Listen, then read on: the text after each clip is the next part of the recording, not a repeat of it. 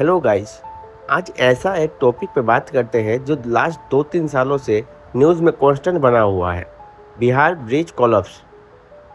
Honest बात बताऊँ, मैं खुद एक सिविल इंजीनियर हूँ और जब भी टीवी या सोशल मीडिया पे ये न्यूज़ आती है कि बिहार में एक और पुल टूट गया तो पहला 2 सेकंड के लिए हंसी आती है, फिर तुरंत बाद बहुत गहरी चिंता होती है।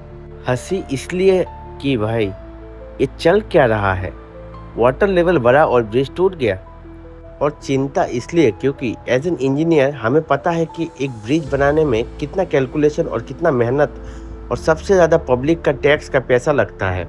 आज इस वीडियो में हम पूरा सीन को ब्रेक डाउन करेंगे।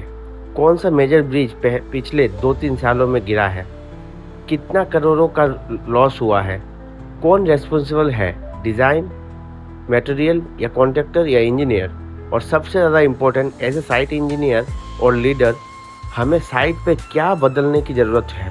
पूरा वीडियो एंड तक देखना, बहुत प्रैक्टिकल, टेक्निकल और फैक्ट्स पता चलेगा। पिछले 2-3 सालों की बात करें तो बिहार में 12 से ज़्यादा छोटा बड़ा ब्रिज कोलैप्स हुआ है, पर कुछ केसेस तो अनबिलीवेबल है। सुल्तानगंज से अघोनी घाट ब्रिज जो भागलपुर में है, गंगा रिवर में बन रहा है। ये 1710 करोड़ का प्रोजेक्ट है। ये ब्रिज एक बार नहीं 2 बार गिरा, पहले अप्रैल 2022 में, फिर जून 2023 में। केवल स्टेट डिज़ाइन था लेकिन स्पान आसमान से सीधा पानी में गिर गया। दूसरा है अररिया ब्रिज बक्सर रिवर के ऊपर। जून 2024 में इनॉग्रेशन से पहले ही 12 करोड़ का ये ब्रिज रिवर बेड पर बैठ गया।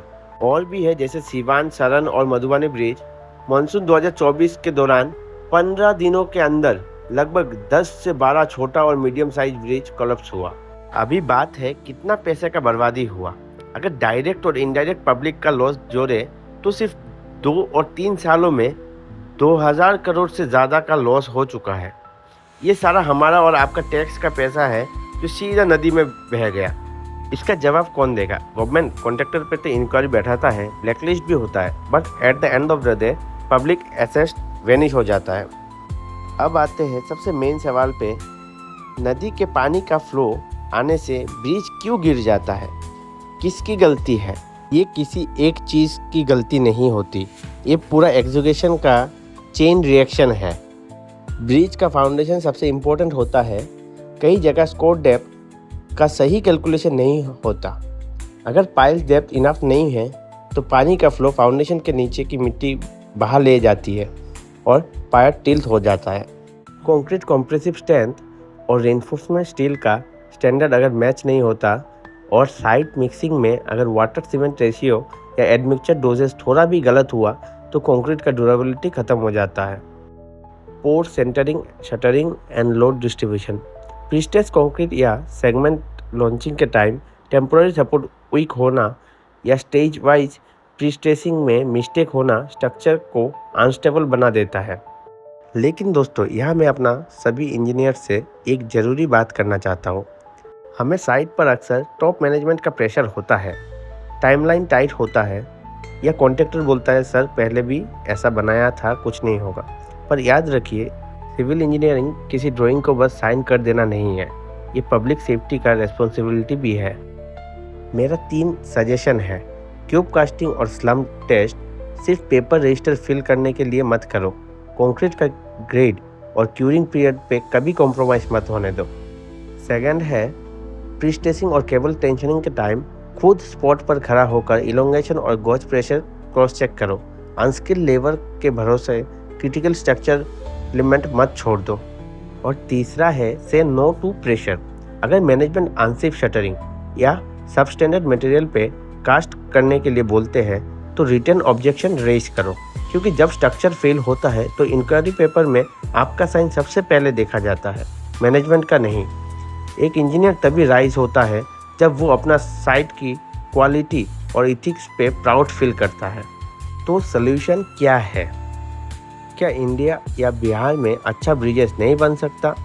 एब्सोल्युटली बन सकता है, बस हमें 4 स्टेप स्ट्रिक्टली फॉलो करना होगा। पहला स्टेप है third party structural audit.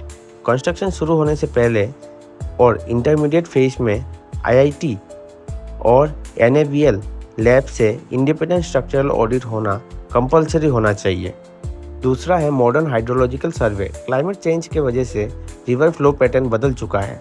Upstream और डाउनस्ट्रीम डिस्चार्ज डाटा को कंसीडर करके सेफ्टी फैक्टर को अपग्रेड करना होगा। थर्ड है digital QA/QC and automation, sensor based maturity testing, batching plant automation और नॉन डिस्ट्रक्टेड टेस्टिंग। NDT को डेली साइट प्रोटोकॉल का हिस्सा बनाना होगा। और 4 नंबर है स्ट्रिक्ट अकाउंटेबिलिटी। स्ट्रक्चर फेलियर होने पर जूनियर इंजीनियर को सस्पेंड करना सोल्यूशन नहीं है। कॉन्ट्रैक्टर का बैंक गारंटी फॉरफिट हो, टॉप लेवल का मैनेजमेंट का आदमी को या सुपरवाइजर को स्ट्रिक्ट लीगल एक्शन हो और कंटिन्यूस फेलियर्स पे लाइफ लॉन्ग बैन लगे। At the end of the day bridge सिर्फ सीमेंट, कंक्रीट और स्टील का स्ट्रक्चर नहीं होता, वो हज़ारों लोगों का जिंदगियों को कनेक्ट करता है, देश की इकोनॉमी को आगे बढ़ाता है। एज इंजीनियर्स ये हमारा रिस्पॉन्सिबिलिटी है कि हम हर स्ट्रक्चर ऐसा बनाएं जो आने वाला जनरेशन के लिए सेफ हो। आपको क्या लगता है, क्या हमारा इंजीनियरिंग स्टैंडर्ड को और स्ट्रिक्ट करने की ज़रूरत है?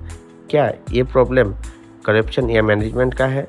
आपका राय कमेंट सेक्शन में ज़रूर शेयर करें। अगर आपको ये वीडियो अच्छा लगा तो वीडियो को लाइक, शेयर एंड चैनल को सब्सक्राइब जरूर करें। मिलते हैं अगले वीडियो में। जय हिंद।